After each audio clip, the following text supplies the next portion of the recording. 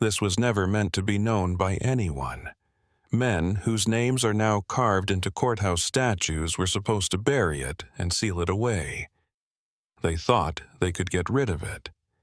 They thought the fire and fear would be enough to cover up the truth, but the truth doesn't burn. The 12th of August, 1847. Mississippi Delta, Magnolia Creek Plantation. The air was so thick that you could drown in it, and a scream echoed through the night in the big house. It wasn't the scream of giving birth, it was the scream of something that couldn't happen. Dina, the midwife, dropped the basin when she saw what she had given birth to. 3 kids. Triplets born to Catherine, the colonel's wife. The first was a pale, perfect boy who would be the colonel's heir. The second boy was dark-skinned, as black as the mud in a river. The third boy, who was also dark-skinned, was a perfect, impossible echo of the second. 2 fathers, 3 kids, and 1 big secret. How did this disappear from history? 4 people would be dead within 72 hours of that night. In 2 weeks, 17 more people would disappear without a trace. The county records from that month weren't just lost, they were gone. The governor himself ordered them to be sealed, locked in a lead box, and hidden in a vault for almost 100 years. What were we never supposed to find out? What those papers finally showed about a rare medical event was nothing compared to what they hid about a conspiracy of silence, a planned psychological war, and a rebellion that was never written down in any history book. It was such a deep act of revenge that it brought down a dynasty. It didn't start with the birth. It started with the house on Magnolia Creek's crushing, oppressive silence. 4,000 acres of cotton are killing the earth. 263 enslaved people making an empire of white gold. The Grand House, a huge Greek revival building with 6 columns that look like bleached bones, is at the center of it all. It looks out over the Delta. Colonel Richard Beaumont lived there. First, you need to know him in order to understand what happened. He was more than just a plantation owner. He was a force of total control. At 29, he got the land from his father, who was a simple man of violence and died of a stroke while beating a field hand. Richard was not the same. He was chilly. Richard was the vacuum that came after his father, who was a storm. He was 6 feet 3 inches tall and had silver hair at 34. People who met him wrote about how his eyes looked. They were a pale gray color, almost white. Klaus Hoffmann, a German immigrant who was an overseer, once wrote to his brother, "Looking into the colonel's eyes is like looking into a well that has no bottom and no water. It's just an endless drop into nothing." He wanted to be pure, purity of power, bloodline, and cotton. He thought that the strong made the rules and the weak were eaten. He thought his wife was weak too. Catherine Strafford. She came from the old Charleston money family, whose wealth came from rice and the trade of people in the U.S. Of course, the marriage was a deal between Delta Cotton and the Low Country. When she got to Magnolia Creek, she was 22 years old, spoke French fluently, played the piano well, and was completely unprepared for being alone. In 1847, the Mississippi Delta was more than just a place. It was a prison made of mud and fear. The closest town was Vicksburg, which was 40 miles down the river and could only be reached by steamboat or a road that disappeared into swamps for months at a time. The few planter families in the county only hung out with each other. They married each other. They worked together. They also stood together against any threat to the system, which was very scary. Everything depended on reputation. A hint of scandal or weakness could mean being kicked out of society, or worse. Catherine got these rules.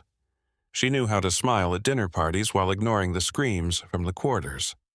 She was able to control the 6 house slaves from a distance and in a calm way.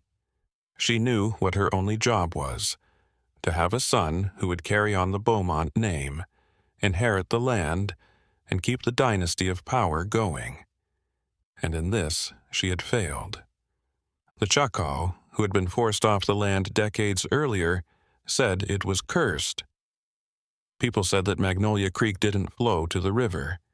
Instead, it flowed down into the ground, into a dark place. They said the land had a price, and the Beaumonts paid it. They paid for it with the lives of other people, until the land finally came to get the house itself. Richard Beaumont was in charge of this world. A closed system, a fortress of fear. He was obsessed with his legacy and the son who would show that his bloodline was the best. And when Catherine didn't get pregnant in the first year, his impatience turned into something cold and dangerous. In the summer of 1844, she got pregnant. She had a hard time with the pregnancy because she was always sick, but she got through it. She thought that having a child would make him more caring and give their marriage a purpose beyond the cold math of dynasty. In March of 1845, she had a girl named Margaret. She was small, came out a month early, and cried weakly. But Catherine loved her with a passion that scared her. She didn't know she could feel that way. She hardly left the nursery for 3 weeks. She fed the baby herself, even though the colonel kept telling her to hire a wet nurse. She rocked her to sleep at night and sang songs from her own childhood in Charleston. She was glad. Catherine woke up on April 8, 1845, to a silence that wasn't right. Margaret was cold in her bed. The baby had passed away during the night. No marks, no fight. The doctor, who was called from Vicksburg, said it was crib death, a tragedy that couldn't be avoided. Catherine, on the other hand, knew. She was aware. She heard the colonel come into the nursery at about 2 a.m. She was in that half-awake state that new mothers get into, where every nerve was on edge because of the baby's breathing. She heard the floorboards creak, a sound she knew like the back of her hand. Heard the cradle move a little bit. I heard him stand there in the dark for a whole minute. I heard him go. Not once had she heard the baby cry. She was too tired to get up, thinking he was just checking on his daughter. Margaret was gone by morning. Catherine didn't say anything. What could she say? She had no proof, just a mother's certainty and the memory of those footsteps and the silence that came after. Who would believe her? It was 1845 in Mississippi. A man had complete control over his home. It was the colonel's right to decide that his daughter was too weak and disappointing to be worth the trouble. But the information changed her. It broke something in her. She acted like she was sad. She dressed in black. She took condolences. But she started to see her husband for who he really was. Not a strict man, not a product of his culture, but a monster. In late 1845, she got pregnant again. She was scared this time. She only ate food that she made herself. She locked the door at night. She didn't trust anyone. But at 4 months, the pregnancy ended in a horrible miscarriage. The doctor shrugged again. These things happened, he said, especially after the trauma of losing a child. But Catherine remembered. She remembered the weird, metallic taste in the tea the colonel had made for her the night before the cramps started. He had never made her tea before. He never did it again. Their marriage was a fake show by the spring of 1847. They only talked when they had to. They went to church, where they looked like the picture of Southern respect. But the house had turned into a Cold War, and Catherine was losing. She was stuck, a prisoner in a dress made of silk. Then she saw Solomon Tutwiler. He wasn't what you would expect from the plantation's driver. Men who were very physically intimidating usually got the job of driver, which was a slave who was in charge of other slaves and was in charge of the plantation's brutal hierarchy. Solomon was tall, almost 6.5 feet, but he was thin and had long, smart fingers. He had been bought from a plantation in South Carolina when he was 15. The bill of sale said he could read and write, which was a dangerous risk. But the colonel saw something good in it. Not the potential of people, but the potential of the economy. Solomon Tutwiler was in charge of the day-to-day running of Magnolia Creek by 1847, when he was 24 years old. He told Hoffman, who told the colonel. In reality, though, Solomon made the choices about work assignments and logistics. He kept track of who made what, who was sick, and who didn't meet their quota on the plantation. He could figure out how much money each slave would make, guess what they would do, and figure out which one was most likely to run away. And he knew exactly what to do to stop them. The other slaves didn't like him. They hated him in a way that went beyond normal anger. Solomon didn't just make the system work, he understood it. He changed it. He told on escape plans before they even had a chance to form. He punished people with a cold, clinical efficiency that was worse than any rage. He lived by making himself necessary. He was the most free of all. He could go from the main house to the quarters and even to nearby plantations on the colonel's business. He had nicer clothes on. He had better food. He was the most powerful man on Magnolia Creek, next to the colonel himself in his own way. And he was the most dangerous, but not for the reasons people thought. He was playing a game for so long that no one else could see the board. In December 1846, Catherine first really noticed him. She was giving out Christmas gifts in the quarters, a paternalistic ritual she hated but had to do. The slaves stood in line, took their gifts with blank eyes, and practiced being humble. But when Solomon got closer, he looked at her closely, not with hate or submission. He looked at her like he knew her, like he could see through the act and see the sad mother, the poisoned wife, and the prisoner. Like he knew something about Margaret. Like he knew about the tea. It only lasted a second. He then looked down, thanked her, and went on. But that one look broke something open. She started to pay attention to him, the colonel's strange dependence on this one man, who was by law nothing more than property, his quiet efficiency, and the fear he commanded. She set up their first private talk in January. She said she needed help organizing her late mother-in-law's library. She knew that Solomon was the only person on the plantation who could read. The colonel said yes. He thought it was useful. It was a cold Tuesday when Solomon came. They worked in silence for an hour.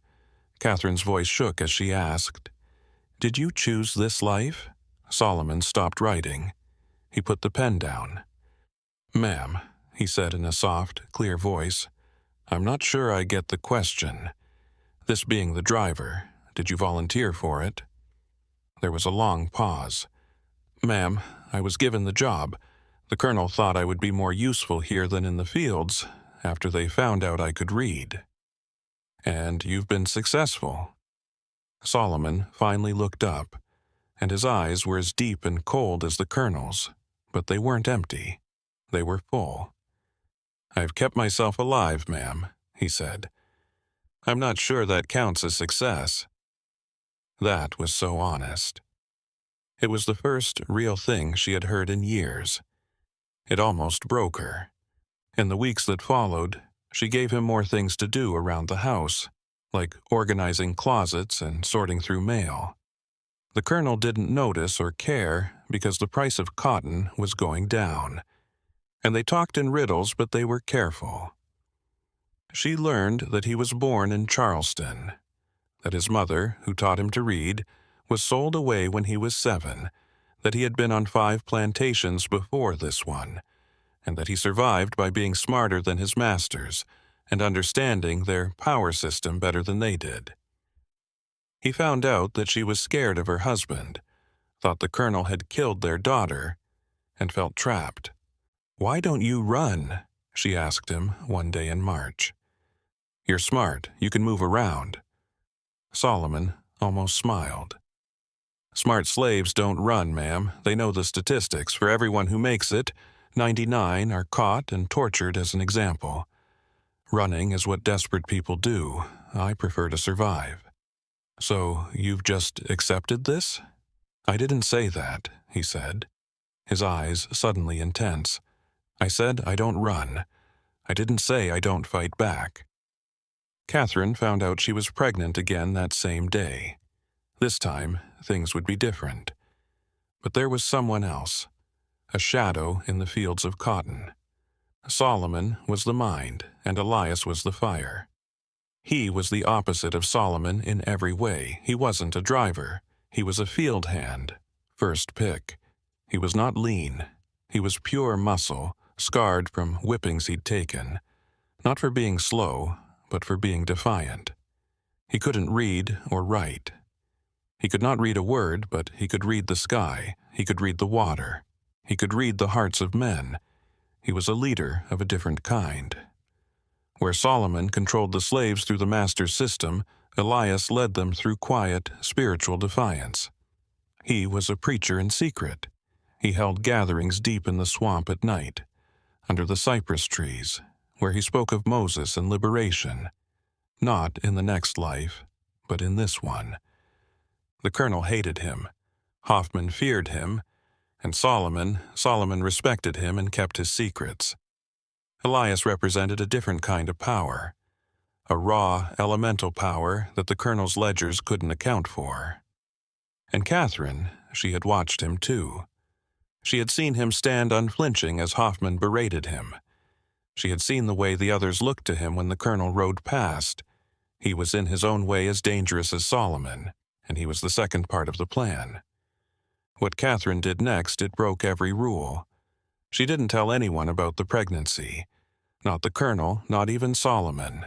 For weeks, she lived with the secret, a cold knot of terror and resolve. She knew what this child meant. If it was a son, the colonel would have his heir. He would mold him into another monster, another Richard Beaumont. And her, she would become even more disposable. If it was a daughter, or weak, she remembered the silence in the nursery. She remembered the metallic taste of the tea. She couldn't let that happen again. She needed a weapon. She needed something to break the colonel's obsession with purity. She needed chaos. In the library, during her feigned cataloging, she found it. A dusty French medical text from 1823. It talked about a phenomenon that was thought to be almost mythical, superfecundation. A woman could get pregnant with twins or even triplets from 2 or 3 different men if she had sex with more than one man during the same fertile window. The book said it was a 1 in a million chance, which is not possible in biology. But Catherine saw it as a way out, even though it was crazy, scary, and desperate. It was a plan born of madness and genius. If she could muddy the bloodline, if she could create uncertainty, if she could introduce a variable that the colonel's rigid mind could not compute, maybe she could save one child, or maybe she could simply burn the whole system to the ground. She was dead already.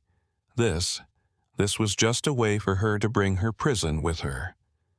In May, she went to see Solomon. Not in the library. In the smokehouse, a disused shed at the edge of the property. "I am pregnant," she told him, her voice flat. "It is the colonel's." Solomon's face remained a perfect mask. "Congratulations, ma'am." "I don't want congratulations," she whispered, her hands shaking.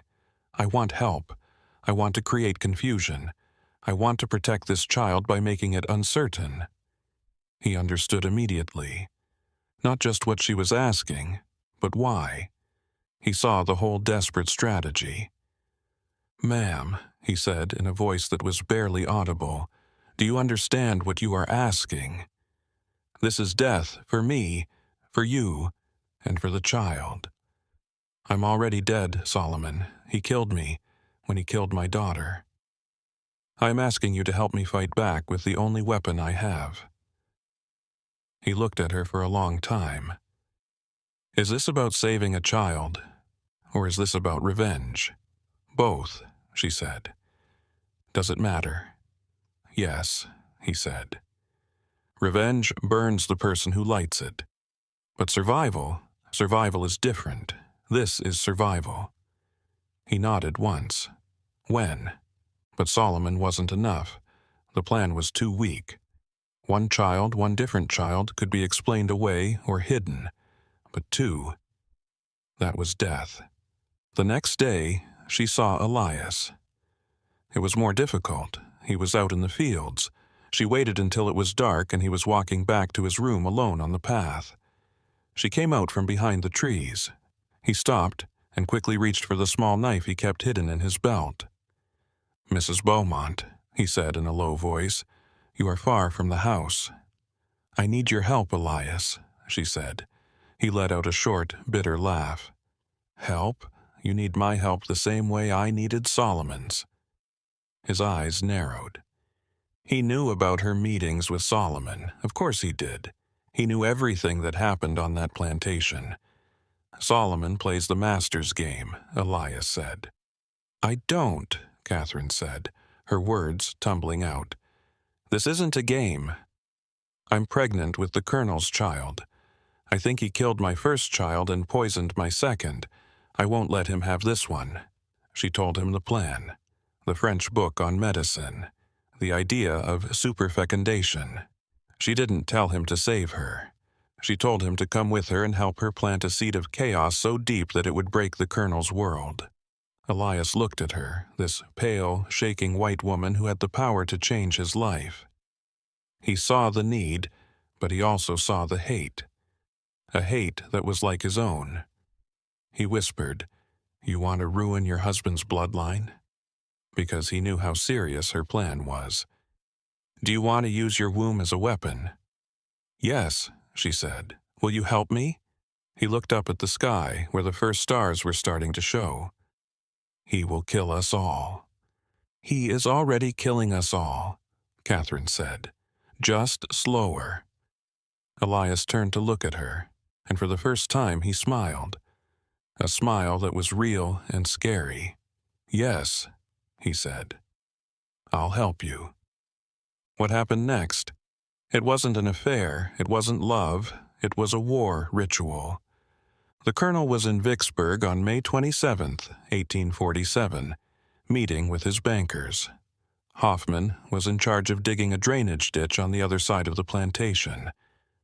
Catherine and Solomon met in the old smokehouse, just like they had planned. The air was full of the smell of old hickory smoke and dust. In less than 20 minutes it was done. They both stayed quiet. It was cold and businesslike, like a deal sealed in the most personal and dangerous way possible. When it was over, Solomon helped her fix her dress with the same care and speed he used to count cotton bales. "I'm sorry," he said in a low voice. "Don't be," Catherine said in a hollow voice. "We're both just things, doing what we have to do to live." She left him there and walked away, not back to the house, but deeper into the woods, toward the swamp, where Elias had told her to meet him. This was different. It wasn't inside a building. It was outside, on the wet ground, with cypress trees all around it that were dripping with moss. Elias was there. There was no thought in his eyes, just a kind of serious anger. This was not a deal. It was a promise. It was a ceremony of defiance. Taking back the one thing the master stole from him every day, the right to create, was a sacred act for him. It went quickly. It was bad, and that was it. Catherine came back to the main house just before sunset. She took a bath. She became different. She had dinner by herself, with house slaves who didn't think anything was wrong. The colonel came back from Vicksburg that night. He was in a bad mood because the price of cotton was going down. He ate in silence, drank half a bottle of brandy, and then went to his study. He didn't go to her room. Catherine lay awake with one hand on her stomach, feeling the life or lives inside her. She had done it. She had made her weapon. She had started a war that her husband didn't even know was going on. She had gone too far to go back. In just 3 hours, she had betrayed her husband, her race, her class, and every law of God and man that held her world together. and for the first time since her daughter Margaret died, she was able to sleep.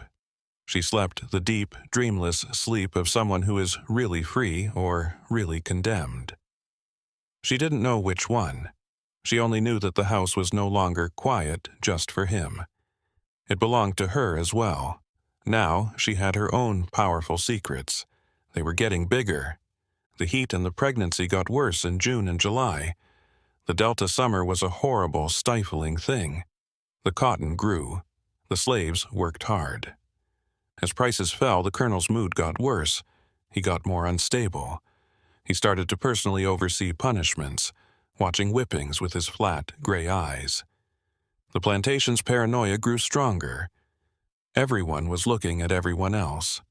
Catherine did her part as the fragile, pregnant wife. She didn't leave her room very often because she said it was too hot, but she was keeping an eye on things. She kept an eye on Solomon. She looked at Elias, and she saw something new, a new way for them to talk to each other. Before, the house and the field, the mind and the spirit were two sides of the slave community. They were polite, but not close. Now they were linked. She would see them behind the barns for a brief moment, a quick whisper, a shared look across the yard. Solomon's accidents happened more and more often. Things would go missing. A small amount of lamp oil would go bad. A message to Hoffman would not get through. Elias in the field seemed to know when these things would go wrong. His workers would be in the right place to take advantage of the chaos, get an extra hour of sleep, and get some extra food. They were working together. It had turned into something else, her own act of revenge. It had become the spark for a much bigger and older plan. She was able to talk to Solomon one afternoon. He was bringing ledgers to the study. She stopped him in the hall. "What are you doing?" she said softly. "Please, ma'am."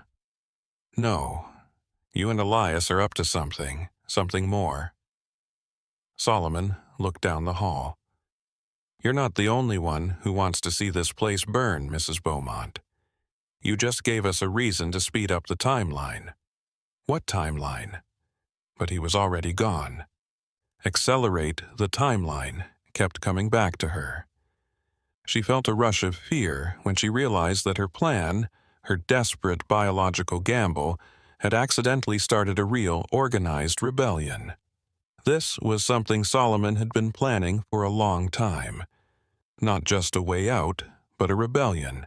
He had been waiting for the right time and the right amount of power.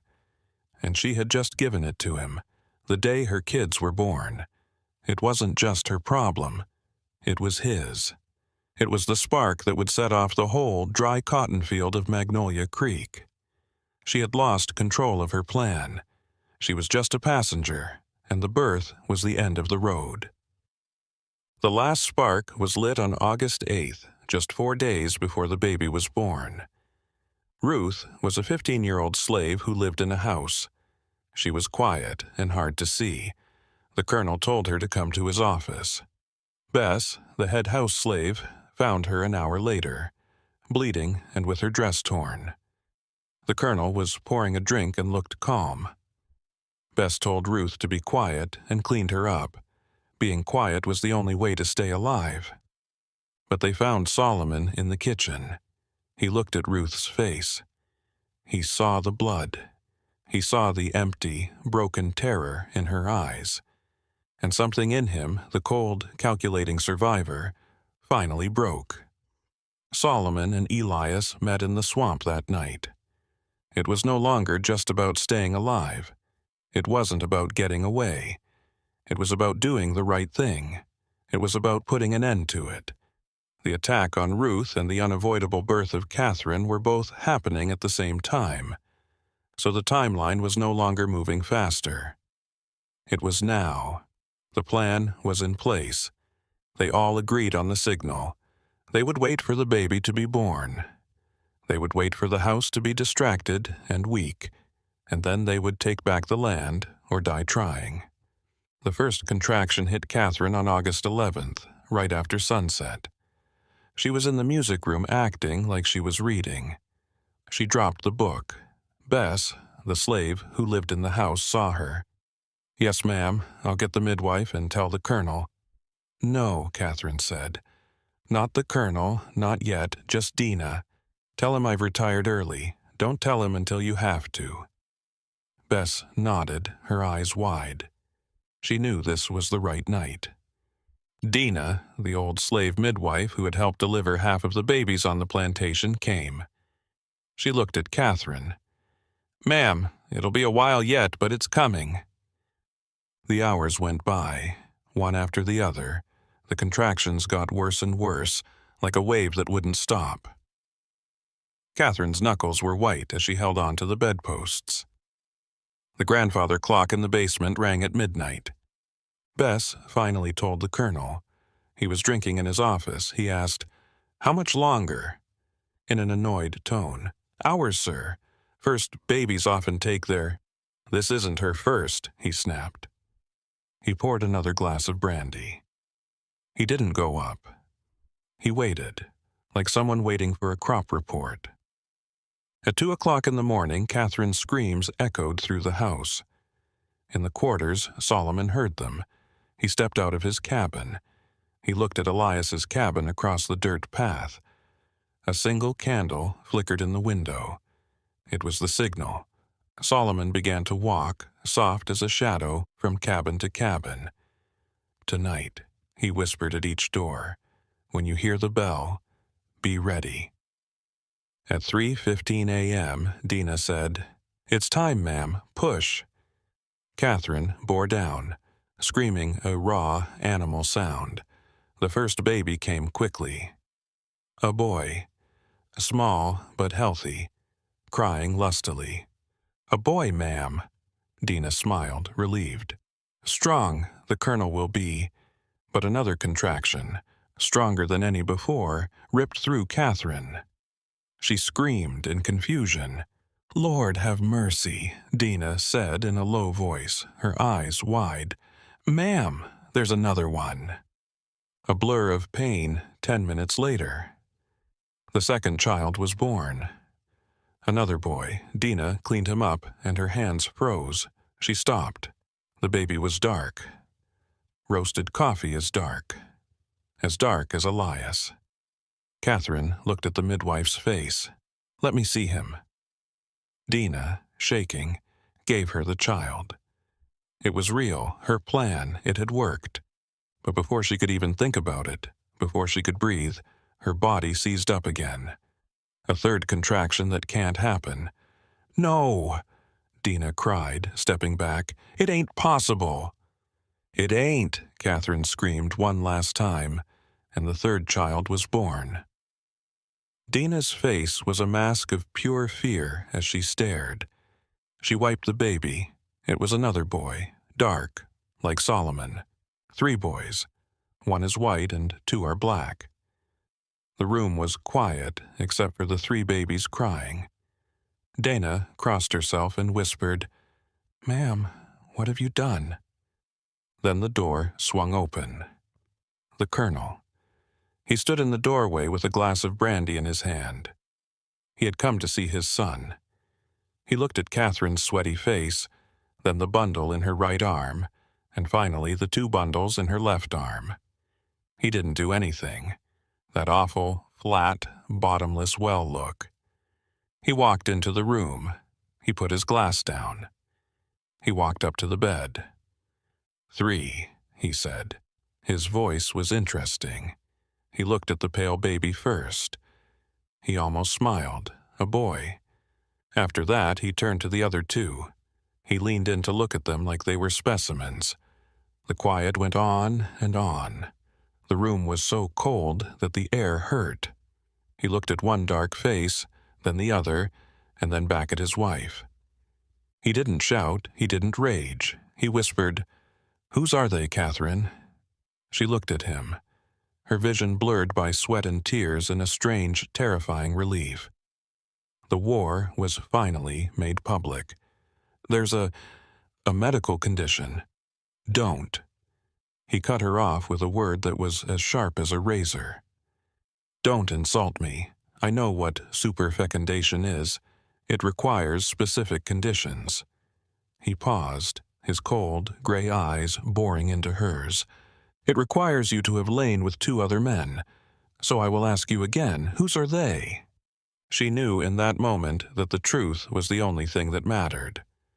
The truth was her only weapon. "One," she whispered, her voice cracking. "One is from Solomon. The other is from Elias." She had expected him to explode, to hit her, to kill her. Instead, he nodded slowly, as if she had just confirmed a complex mathematical equation. He understood. He understood the totality of her betrayal. Not just a crime of passion, but a plan to ruin his whole world, with the house slave and the field slave the mind and the body. "Dina," the colonel said in a voice that was terrifyingly calm, "get out. Don't tell anyone what you saw, or I'll cut your tongue out myself." The midwife ran away. He looked back at Catherine.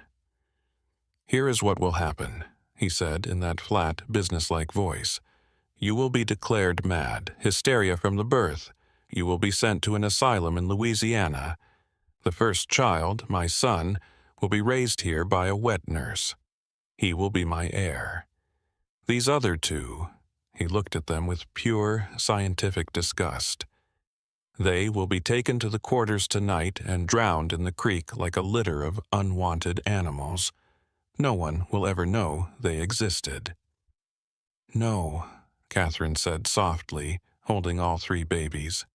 "No, you can't." "I can," he said, "and I will. And Solomon and Elias, they will be hung from the great oak at sunrise, slowly, as an example. You have just murdered them, Catherine. And these things—" He reached for the 2 dark-skinned babies. And Catherine, tired, bleeding, and torn, did the one thing he never thought she would. She fought back. She yelled, not because she was in pain, but because she was angry. She kicked him. She scratched his face. She screamed, "You won't touch them." "You can't touch any of them." He held her wrist tightly, like iron. "You are hysterical," he hissed, and the mask finally broke. "You are property, just like they are, and I will do what I want with my property." A sound stopped him. A sound that didn't belong. A toll that is deep and resonant. A bell, bong. Everyone stopped moving. The colonel, Catherine, and the babies who were crying. Bong. There was no bell at Magnolia Creek. It used a horn for the fields. Bong. It was coming from the quarters. The colonel let go of Catherine's wrist and walked over to the window. He looked out, and finally, his face broke. He whispered, "Dear God." The quarters were ablaze. There isn't a single cabin, every single one, a wall of fire going up into the night sky. There were 260 slaves on the plantation, and they all stood in front of the fire, their backs to it. Not running, not freaking out, just standing there and watching the house. "It's a sign," the colonel said with a breath. "It's a revolt." As he talked, a person came out of the smoke and calmly walked up the path. Very tall, lean. Solomon. He was hitting a huge cracked iron sugar kettle with a sledgehammer. Bong. The colonel turned his back on the window. The calculation was back. "He planned this," he said. "Everything. The fire, the planning. He used you. He used your condition as a sign. Breaking glass and yelling can be heard from downstairs." The house was in the middle of the rebellion. The colonel dashed to the door. "Hoffman," he yelled toward the study, "barricade the doors. Get the rifles." He turned back to Catherine and smiled, a horrible, gaping smile. You have begun the end of the world, my dear. I hope you're proud." He ran out of the room and locked the door from the outside, leaving her trapped. The smell of smoke started to curl under the door, trapping her in the room with the 3 babies. She was by herself. She heard the first gunshot from downstairs over the sound of her own kids crying. The house was at war, and she was stuck on the front line. For the next hour, things were a mess. Solomon and Elias had planned it out perfectly. They didn't break into the house in a crazy mob. They took it apart, piece by piece. They had locked the doors and windows on the first floor from the outside, trapping the Colonel and Hoffman inside. Then they set fire to the first floor. The overseer, Hoffman, had gotten to the study. He had a rifle in his hands, ready to protect the ledgers, which were proof of ownership. But the smoke came in through the door. Full. Black. Choking. He figured out too late that he was in a trap. He ran to the window, opened it, and got ready to jump. Solomon was standing on the lawn below, looking up. He had a gun. "Don't, Klaus," Solomon said, his voice calm even though the fire was loud. "You can jump and break your neck, or you can burn, but you are not leaving the study." I treated you fairly," Hoffman choked. "You treated me like a smart animal," Solomon said. "That's not fair. That's just good management." The flames broke through the study door. Hoffman yelled. Solomon turned around and left. The Colonel, he was more intelligent. He knew that the first floor was gone. He ran back up the stairs toward the roof and the widow's walk. He opened the door to Catherine's room. There was a lot of smoke in the room. Catherine was on the floor next to the window trying to get air for the babies. He took her arm and said, "We're leaving." "To the roof. We can climb down the columns.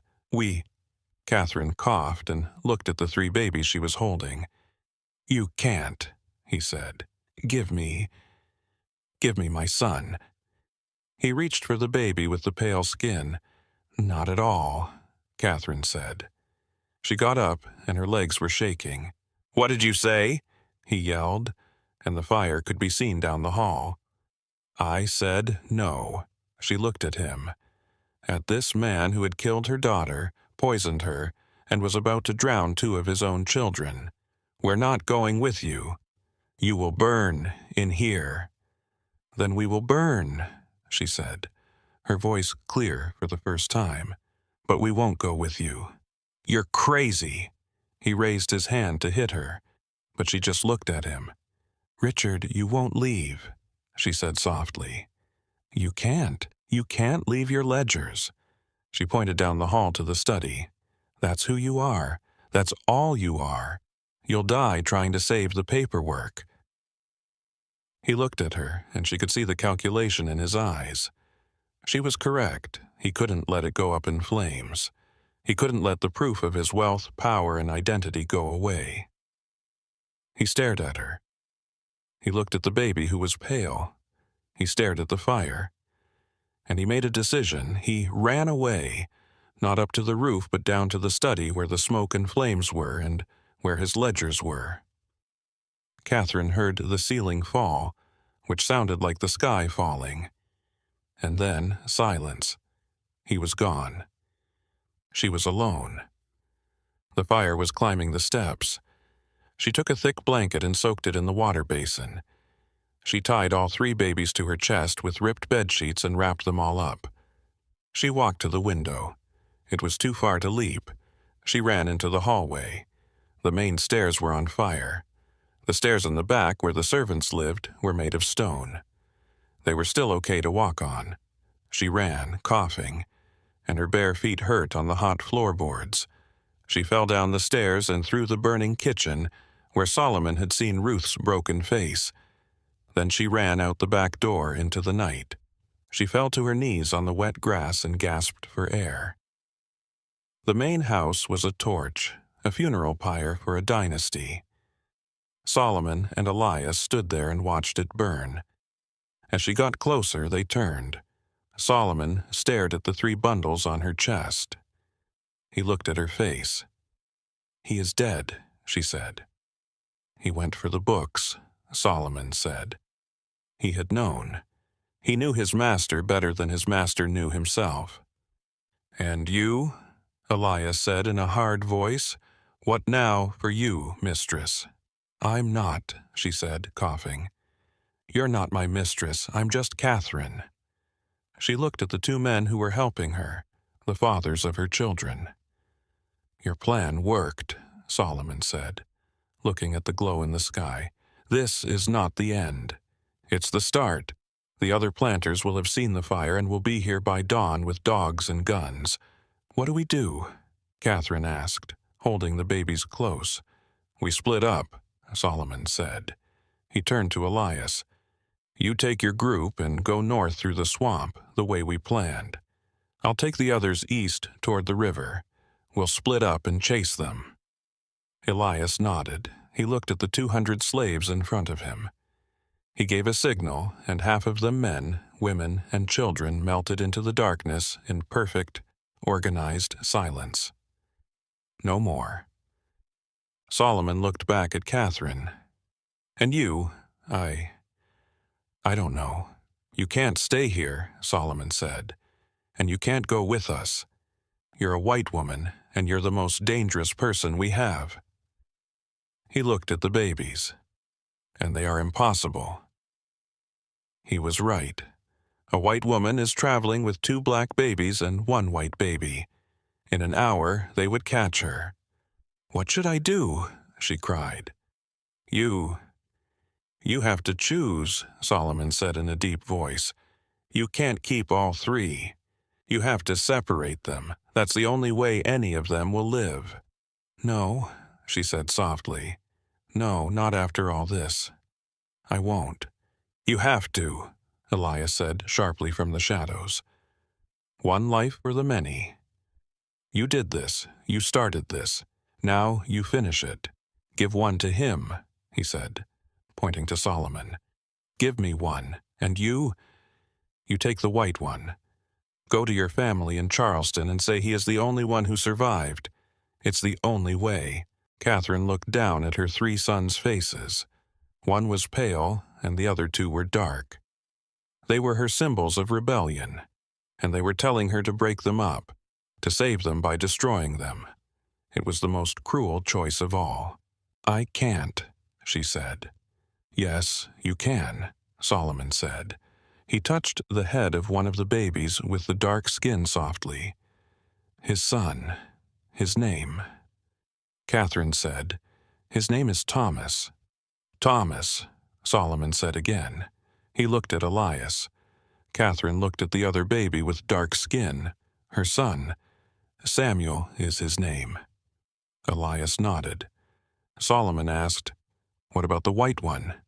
"Richard," she said in a voice full of poison. "Richard Jr., so he can carry the name, and I can teach him to hate it."